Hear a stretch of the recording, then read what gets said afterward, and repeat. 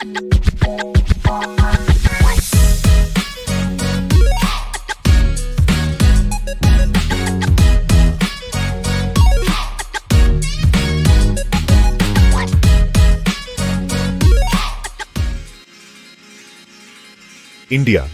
हमारा विशाल और रंग बिरंगा देश अद्भुत विविधताओं से भरा है। यह विविधताएं न केवल हमारे लोगों और संस्कृति में बल्कि हमारे भौगोलिक परिदृश्यों में भी स्पष्ट रूप से दिखाई देती है। उत्तर में विशाल हिमालय से लेकर दक्षिण के धूप से सराबोर समुद्र तटों तक भारत का भूगोल एक लुभावनी तस्वीर है। हिमालय की बर्फ से ढकी चोटियों से लेकर दक्षिण के सुनहरे समुद्र तटों तक हर कोना एक नई कहानी कहता है। हमारे पास झुलसा देने वाले रेगिस्तान, हरे भरे जंगल, उपजाऊ मैदान और एक लंबी समुद्री तटरेखा है। थार के रेगिस्तान की तपती रेत से लेकर पश्चिमी घाट के हरे भरे जंगलों तक हर परिदृश्य अद्वितीय है। यह भौगोलिक विविधता हमारी समृद्ध सांस्कृतिक विरासत का स्रोत है और हमारे जलवायु को भी आकर्षक तरीकों से आकार देती है। भारत की विविधता न केवल उसकी भूमि में बल्कि उसकी संस्कृति और परंपराओं में भी झलकती है।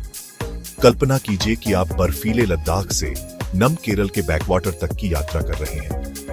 यह यात्रा आपको भारत की विविधता और उसकी प्राकृतिक सुंदरता का अनुभव कराएगी।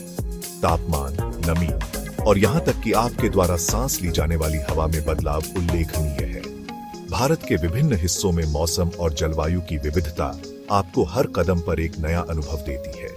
ऐसा इसलिए है क्योंकि भारत के विभिन्न क्षेत्रों में बहुत अलग अलग जलवायु होती है।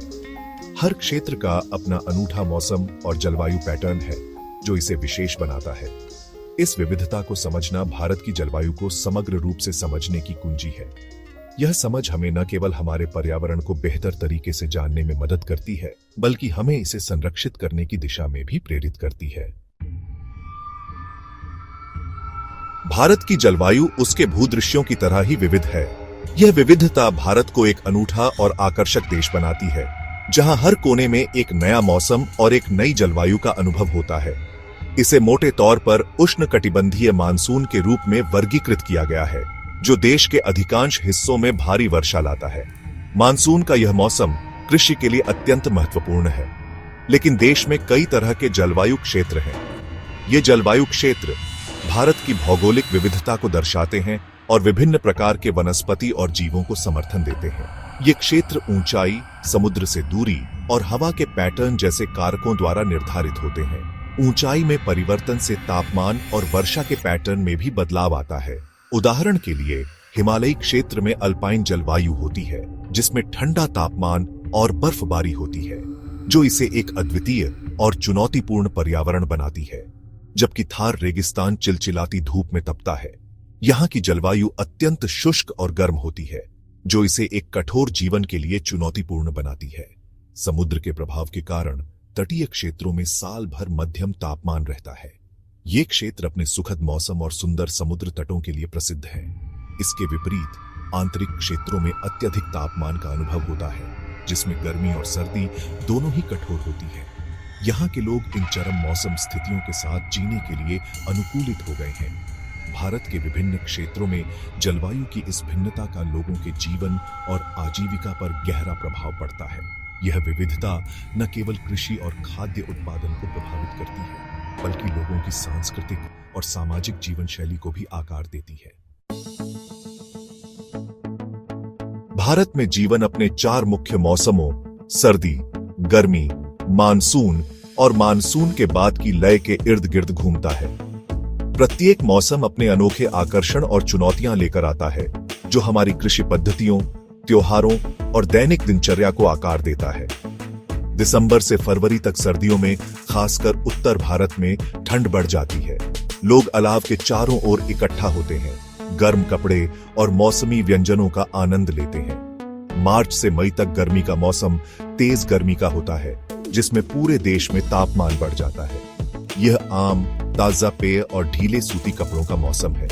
जैसे जैसे गर्मी असहनीय होती जाती है, सभी को बेसब्री से मानसून की बारिश का इंतजार रहता है। जून से सितंबर तक मानसून का मौसम भारत में बड़ी प्रत्याशा और उत्सव का समय होता है। जीवनदायिनी ये बारिश हमारी कृषि के लिए महत्वपूर्ण है, जो हमारी नदियों और भूजल संसाधनों को फिर से भर देती है। मानसून का आगमन सूखे परिदृश्य को एक जीवंत हरे भरे स्वर्ग में बदल देता है। मानसून केवल एक मौसम की घटना नहीं है, यह हमारी संस्कृति और अर्थव्यवस्था से गहराई से जुड़ा हुआ है। एक अच्छा मानसून का मतलब अच्छी फसल है, जो लाखों लोगों के लिए खाद्य सुरक्षा सुनिश्चित करता है। यह किसानों के लिए अपनी फसल बोने का और पूरे देश के लिए जीवनदायिनी बारिश में आनंद मनाने का समय होता है। भारत की जलवायु केवल तापमान और वर्षा के बारे में नहीं है, यह जीवन जीने के तरीके के बारे में है। हमारी दिनचर्या, कपड़ों के चुनाव, खान पान और यहां तक कि हमारे त्योहार भी हमारे रहने वाले जलवायु से बहुत प्रभावित होते हैं। उदाहरण के लिए चिलचिलाती गर्मी में लोग हल्के सूती कपड़े और लस्सी और गन्ने के रस जैसे ताजा पेय पसंद करते हैं। रंगों और पानी के साथ मनाया जाने वाला होली का त्योहार वसंत के आगमन के साथ मेल खाता है, जबकि रोशनी का त्योहार दिवाली सुखद मानसून के बाद के मौसम में आता है। हमारी पारंपरिक ज्ञान प्रणालियां जैसे आयुर्वेद बदलते मौसमों के साथ तालमेल बिठाकर जीने के बारे में ज्ञान का खजाना प्रदान करती है। हालांकि हमारी जलवायु बदल रही है और ये परिवर्तन तेजी से ध्यान देने योग्य होते जा रहे हैं। हम अधिक लगातार और तीव्र गर्म हवाओं, अनियमित मानसून और समुद्र के बढ़ते स्तर का अनुभव कर रहे हैं। ये परिवर्तन हमारी कृषि, जल संसाधनों और समग्र कल्याण के लिए महत्वपूर्ण चुनौतियां पेश करते हैं। जलवायु परिवर्तन के परिणाम पहले से ही पूरे भारत में महसूस किए जा रहे हैं। हिमालयी ग्लेशियरों से जो खतरनाक दर से पिघल रहे हैं, तटीय समुदायों तक जो समुद्र के बढ़ते स्तर के खतरे का सामना कर रहे हैं, यह एक कठोर याद दिलाता है कि जलवायु परिवर्तन कोई दूर का खतरा नहीं, बल्कि एक वर्तमान वास्तविकता है जिस पर हमें तत्काल ध्यान देने की आवश्यकता है। भारत पर जलवायु परिवर्तन के प्रभाव बहुआयामी और दूरगामी है। यह न केवल हमारे पर्यावरण को प्रभावित कर रहा है, बल्कि हमारे समाज और अर्थव्यवस्था पर भी गहरा असर डाल रहा है। कृषि क्षेत्र, जो हमारी अर्थव्यवस्था की रीढ़ है, विशेष रूप से वर्षा के पैटर्न में बदलाव और बढ़ते तापमान के प्रति संवेदनशील है। किसानों को अब अधिक अनिश्चितता का सामना करना पड़ रहा है, जिससे उनकी फसलें और आजीविका खतरे में है। अनियमित मानसून से फसलें बर्बाद हो सकती हैं, जिससे खाद्य सुरक्षा और आजीविका प्रभावित होती है, खासकर छोटे और सीमांत किसानों के लिए। यह स्थिति ग्रामीण क्षेत्रों में गरीबी और भूख को बढ़ा सकती है।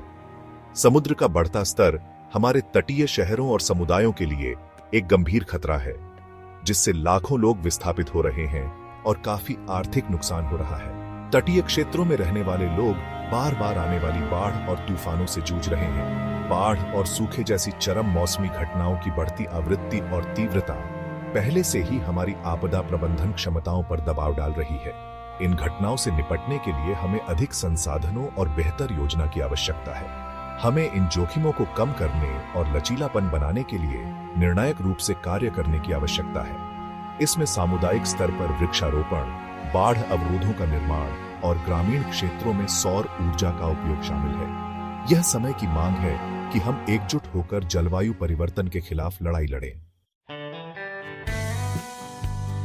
बदलते जलवायु के अनुकूल होना अब एक विकल्प नहीं, बल्कि एक आवश्यकता है। हमें जलवायु के अनुकूल कृषि पद्धतियों को अपनाने, जल संरक्षण उपायों में निवेश करने और स्थायी शहरी नियोजन रणनीतियों को विकसित करने की आवश्यकता है। इसके लिए सरकार, नीति निर्माताओं, वैज्ञानिकों और नागरिकों सभी के सामूहिक प्रयास की आवश्यकता है।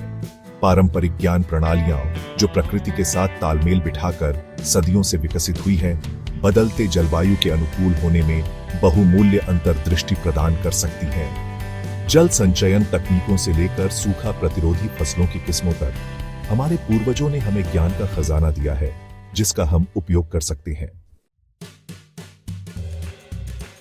जैसे जैसे हम भविष्य की ओर बढ़ रहे हैं, हमें सतत विकास के मार्ग को अपनाने की आवश्यकता है, जो आर्थिक विकास को पर्यावरण संरक्षण के साथ संतुलित करे।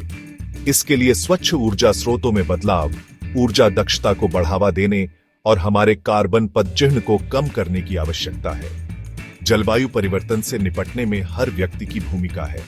अपने दैनिक जीवन में सचेत विकल्प बनाने से लेकर नीतिगत बदलावों की वकालत करने तक हम सभी आने वाली पीढ़ियों के लिए एक अधिक टिकाऊ और लचीला भविष्य बनाने में योगदान दे सकते हैं। आइए हम अपने ग्रह के जिम्मेदार प्रबंधक बनने का संकल्प लें और सभी के लिए एक सुरक्षित और स्वस्थ भविष्य सुनिश्चित करने के लिए मिलकर काम करें।